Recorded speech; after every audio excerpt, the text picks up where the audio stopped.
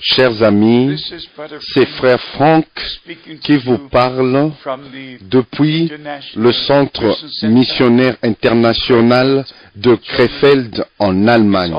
C'est toujours une joie et un privilège pour moi de m'adresser au peuple de Dieu qui est dans toutes les nations sur chaque continent, et aujourd'hui je peux vous parler de Dieu, de sa parole, de son plan du salut, du temps de la fin, du retour de Christ, des doctrines bibliques et de tous les sujets importants que nous devons connaître de la sainte parole de Dieu. Il y a une grande différence entre la parole qui était au commencement et toutes les interprétations qui sont venues après coup, dans le cours de l'histoire de l'Église. Je viens à peine de finir d'écrire un petit livre ayant le titre « Au commencement était la parole, pas l'interprétation ». Et je crois que le temps est arrivé de connaître la parole originale de Dieu et abandonner toutes les interprétations et retourner aux enseignements et aux pratiques du commencement. Nous appelons ce ministère apostolique et prophétique. Cela parle de soi-même. Et nous devons comprendre que, en fait, maintenant, c'est seulement ce que nous trouvons dans ce livre qui est de Dieu, qui vient de Dieu. Mais bien aimés, nous devons comprendre que Dieu fait toutes choses conformément à sa parole. Nous regardons aussi dans le monde où il y a plusieurs religions et chacune d'elles promet quelque chose. Si vous allez dans les religions chrétiennes, nous avons plusieurs dénominations et des interprétations, et chacune des dénominations disent qu'ils croient la parole de Dieu. Tous prétendent croire la parole de Dieu. Et ils disent qu'ils croient à la parole de Dieu et ils arrivent à des conclusions différentes et ils vont tous dans des directions différentes. Comme on a déjà dit au jour du commencement dans le christianisme originel, il y avait une seule foi, un seul Seigneur, un seul baptême, et c'était déjà oublié après cela. Et même dans les jours des apôtres, il y a eu des frères qui sont venus avec des faux enseignements et ils ont présenté leur propre point de vue. Et les apôtres devaient mettre l'accent, et particulièrement, spécialement l'apôtre Paul, qui a eu une commission directe du Seigneur, qui a vu la lumière, qui a entendu sa voix, qui, d'une manière directe, il lui a été donné la commission de prêcher la parole aux nations. Et mes bien-aimés, comme les apôtres, alors nous aussi, dans ce jour, nous devons voir la même lumière, nous devons entendre le même Seigneur Jésus-Christ qui nous parle. Et nous devons retourner aux enseignements de la Bible. Dans Galates, dans le livre de Galates au chapitre 1, au verset 10, l'apôtre écrit « Et maintenant, est-ce la faveur des hommes que je désire ou celle de Dieu ?» Et il fait la déclaration « Est-ce que je cherche à plaire aux hommes? Si je plaisais encore aux hommes, je ne serais pas serviteur de Christ. » Mais bien-aimés, soyons vraiment sincères et francs et droits, car le retour de Christ est imminent. Cela a été promis dans Jean au chapitre 14. je vais vous préparer une place et je reviendrai et je vous prendrai afin que vous soyez là où moi je suis. Et maintenant, ce temps s'approche vraiment de nous. Et si nous disons que le retour du Seigneur est imminent, nous le disons sur le fondement, la base de l'accomplissement des prophéties bibliques qui sont maintenant en train de s'accomplir, qui furent prédites à l'avance et qui devaient s'accomplir avant le retour de Christ. Nous avons le signe principal quand les enfants d'Israël, que Dieu avait promis qu'à la fin des temps, il va les ramener dans la terre promise. Et mes bien-aimés, les Juifs sont sortis de 143 nations, les Juifs sont retournés vers la terre de leur père, où David, ou Salomon. Pendant 3000 ans, les enfants d'Israël, ils ont vécu dans ce pays de la promesse. Et bien sûr, ils furent dispersés, éparpillés vers toutes les nations, mais maintenant, ils ont été rassemblés comme le Seigneur a promis. Dans le Nouveau Testament, nous trouvons cela dans Matthieu, au chapitre 24, au verset 32, où notre Seigneur a dit « Instruisez-vous par une comparaison tirée du figuier ». Et c'est comme ça, mes bien-aimés frères et sœurs, chers amis, toute la parole de Dieu est en parabole et en symbole. Et nous devons connaître ces symboles. Nous devons comprendre qu'est-ce qui est caché dans ces paraboles. Et c'est comme ça que vous pouvez aller depuis dans Genèse chapitre 1 et continuer dans l'Ancien et dans le Nouveau Testament. Et d'une manière, Dieu a révélé son objectif, sa volonté et lui-même. Et d'une autre manière, les choses sont toujours cachées. Pour certains, ces choses sont révélées, mais pour d'autres, elles sont cachées. Et Paul a écrit aux Corinthiens que pour certains, l'évangile est prêché et cela est caché, et à d'autres cela est révélé. Même quand nous prêchons Jésus-Christ, il y en a qui le reçoivent comme leur sauveur personnel et d'autres ne le reçoivent pas. Si vous prêchez la guérison divine, il y en a qui croient la guérison divine et d'autres ne la croient pas. Si nous parlons de l'accomplissement des prophéties bibliques, il y en a qui croient, mais d'autres disent, ça a toujours été ainsi.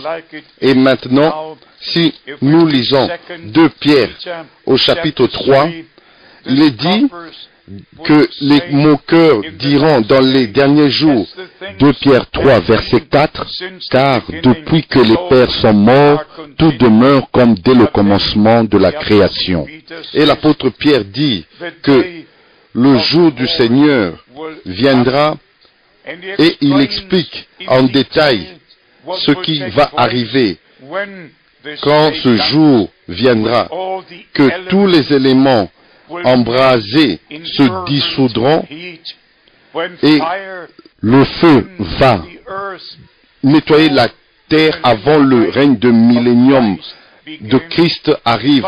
Et puis, nous devons retourner aux promesses pour ce jour. Dans Malachie, au chapitre 4, je vous enverrai Élie, le prophète, avant le jour grand et redoutable du Seigneur arrive. Cette promesse, notre Seigneur l'a répétée dans Matthieu au chapitre 17, au verset 11.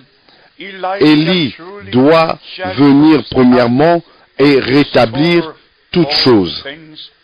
Et puis nous allons dans le livre de Malachie au chapitre 3, qui était une promesse qui s'est accomplie dans le ministère de Jean-Baptiste. Il est venu il y a 2000 ans, dans l'esprit, avec la puissance d'Élie, pour préparer le chemin du Seigneur, pour ramener les cœurs des pères de l'Ancien Testament au cœur des enfants du Nouveau Testament. Jean-Baptiste a fait le pont entre l'Ancien et le Nouveau Testament. Dans Luc, au chapitre 16, verset 16, il nous est dit ici, la loi et les prophètes ont subsisté jusqu'à Jean. Depuis lors, le royaume de Dieu est annoncé. Mes bien-aimés, il est important de savoir que tout ce que Dieu a promis va s'accomplir quand le temps arrive. Et maintenant, nous sommes à la fin du jour du salut. Si vous lisez Ésaïe au chapitre 49, au verset 8, il est parlé du jour du salut et du Seigneur qui portera ce salut jusqu'aux extrémités de la terre. Et si nous allons dans 2 Corinthiens au chapitre 6, verset 2, où l'apôtre Paul dit, « Ceci, voici le jour du salut, voici le temps favorable. » Et puis, nous le prenons dans Malachie, au chapitre 4, la promesse nous est donnée que juste avant que le jour du Seigneur arrive, Dieu, à la fin du temps de la grâce, allait envoyer un ministère prophétique pour nous ramener à la parole et nous éloigner, nous séparer de toute interprétation, de tout ce qui nous conduise dans le mauvais chemin et de tout ce qui est faux. Et mes bien-aimés, je dois être vraiment honnête et sincère avec vous. Et tout ce que on appelle christianisme aujourd'hui, nous avons des églises chrétiennes, nous avons des séminaires chrétiens, et même une union chrétienne appelée l'union chrétienne de commerce. Tout est chrétien, chrétien, chrétien. Mais ce que j'essaye de dire, c'est ceci. Nous n'avons pas besoin d'un message chrétien. Nous avons besoin du message de Christ. Nous ne construisons pas une religion chrétienne, mais nous prêchons pas une religion chrétienne, mais nous prêchons Jésus-Christ crucifié. Nous prêchons la parole de Dieu, la parole qui inclut ce qui est arrivé sur la croix du Calvaire, quand Dieu était en Christ, réconciliant le monde avec lui-même. Cette parole est toujours la puissance de Dieu pour tous ceux qui sont sauvés et pour tous ceux qui croient en Jésus-Christ. Nous devons avoir un bon départ et bien commencer. Et dans Jean au chapitre 3, notre Seigneur a dit très clairement, en vérité, je te le dis, si un homme ne naît d'eau et d'esprit, il ne peut entrer dans le royaume de Dieu. Nous pouvons chanter le royaume de Dieu, nous pouvons rêver du royaume de Dieu, nous pouvons prêcher le royaume de Dieu, mais nous ne verrons pas le royaume de Dieu si nous n'entrons pas dans le royaume de Dieu. Et comme nous sommes entrés dans ce monde par la naissance, non par les chants, non par les prédications, dans le naturel, nous entrons dans ce monde par la naissance. Nous avons tous eu un certificat de naissance et nous connaissons le jour de notre naissance et l'endroit où nous sommes nés. Et mes bien-aimés, et de la même manière, nous entrons dans le royaume de Dieu, nous sommes nés de nouveau.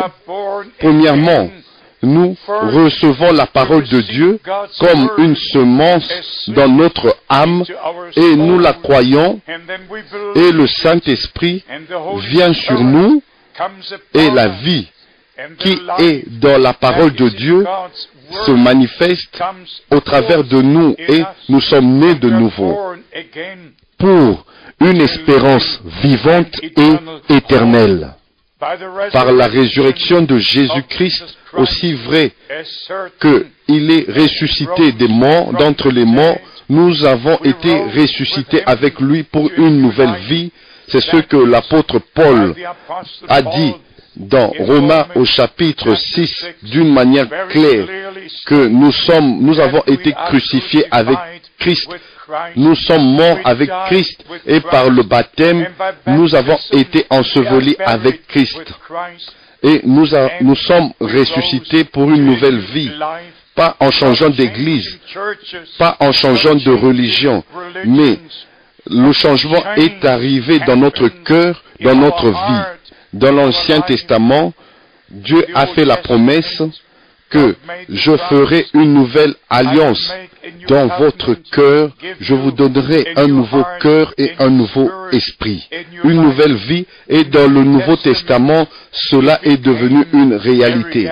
Dieu était en Christ. Ainsi, si quelqu'un est en Christ, il est une nouvelle créature. 2 Corinthiens au chapitre 5 à partir du verset 17. L'apôtre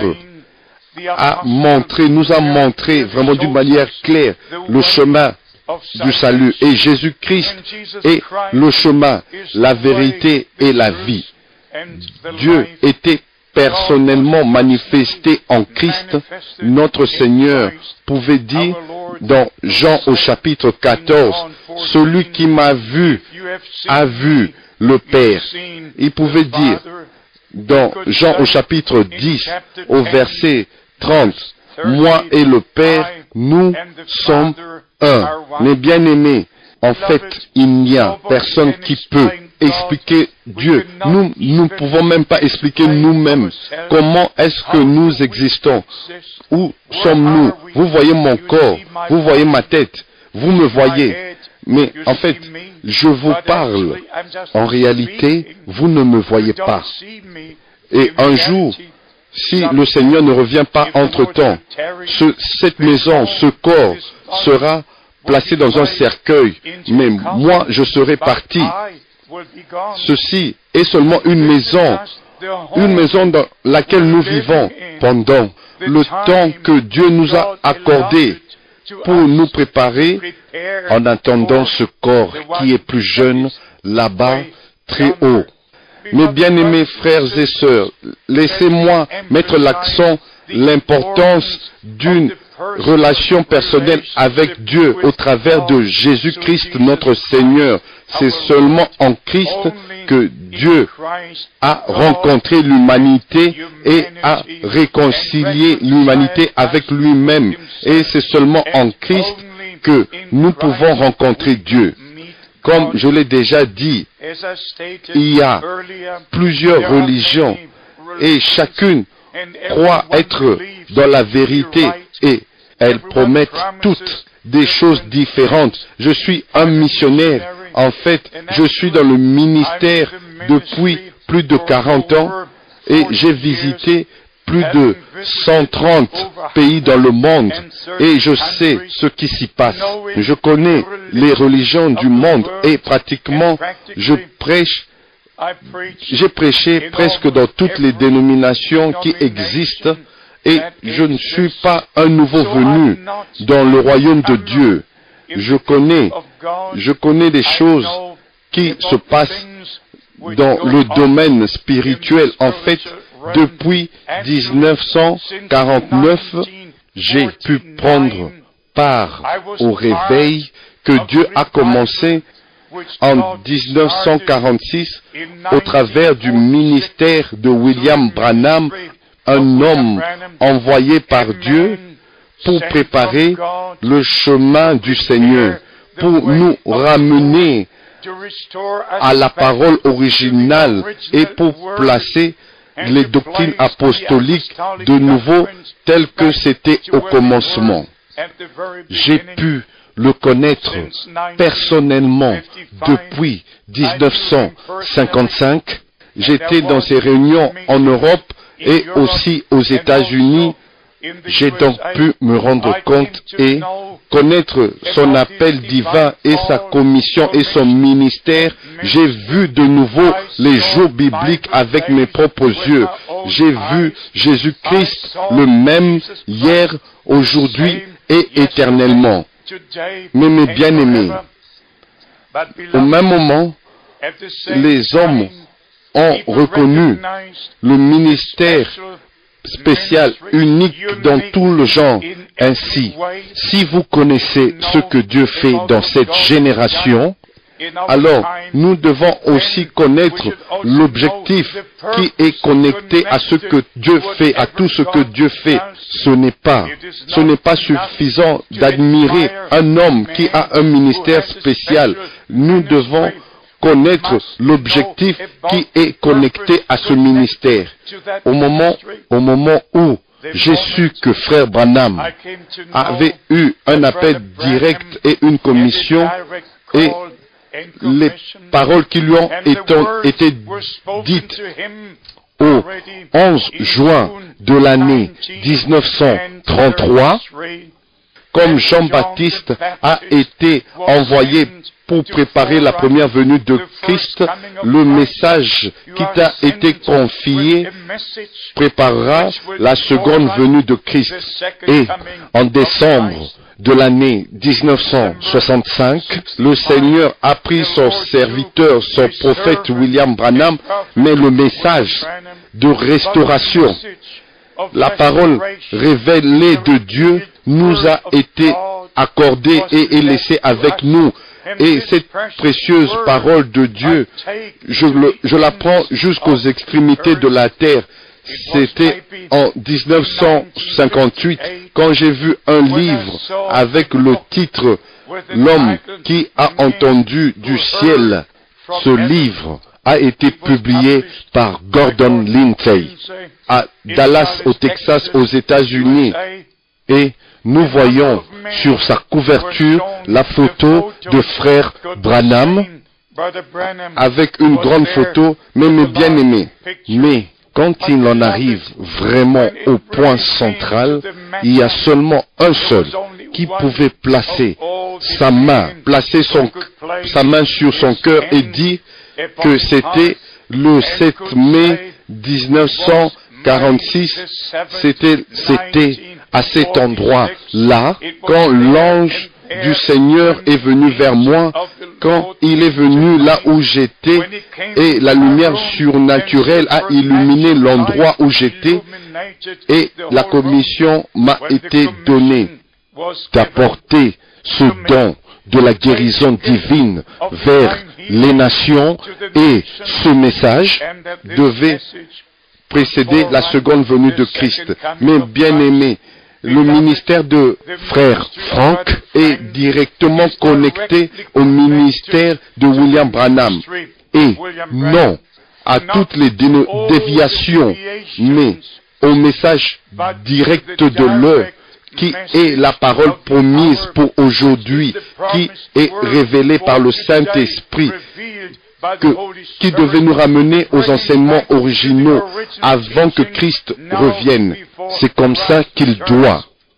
Il doit avoir une restauration totale et non avec ce qui a été fait avec les déclarations de William Branham. Je ne suis pas responsable de cela.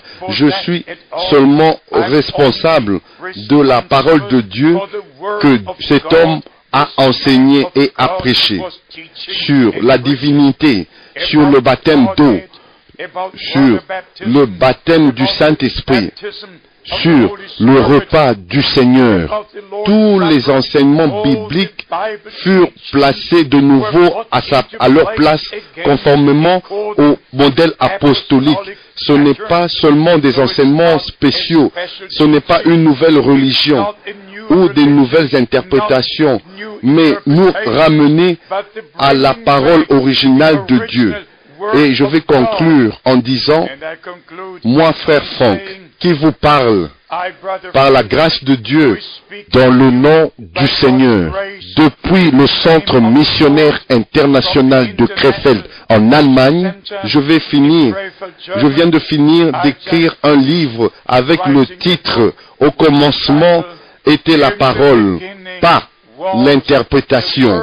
Que nous soyons vraiment ramenés, que Dieu veuille bien nous ramener au commencement, c'est ma prière, et que ces bénédictions restent sur vous, ainsi que l'onction du Saint-Esprit, que le Seigneur vous enseigne lui-même, qui vous guide, et que ces bénédictions reposent sur vous, vous tous, et je souhaiterais vraiment avoir de vos nouvelles. Soyez bénis dans le saint nom de notre Seigneur et Sauveur, Jésus-Christ. Amen.